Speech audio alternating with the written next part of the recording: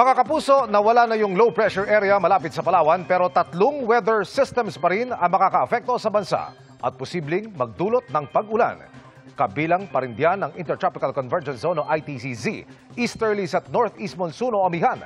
Base sa datos ng Metro Weather, posibleng may pag-ulan sa umaga sa Batanes at Babuyan Islands.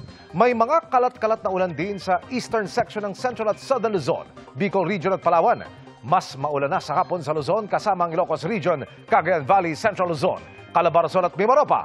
Sa Metro Manila naman, umaga pa lamang maaaring may tsansa na ng ulan sa ilang lungsod. Mas tataas pa yan pagdating ng tanghali o hapon at posibleng maulit sa gabi. Uulanin din ang malaking bahagi ng Visayas at Mindanao sa hapon.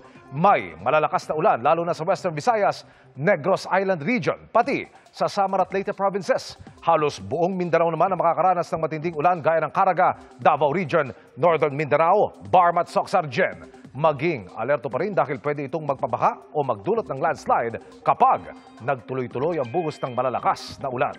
May nakataas namang gale warning sa Batanes at Babuyan Islands, kaya delikadong maglayag ang maliliit na sasakyang pandagat dahil sa malalaking alon. Samantala, ayon sa Pag-asa, posibleng may bagong mabuong LPA mula sa ITCZ sa mga susunod na araw, kaya patuloy po kayong tumutok sa magiging lagay ng panahon sa nalalapit na undas.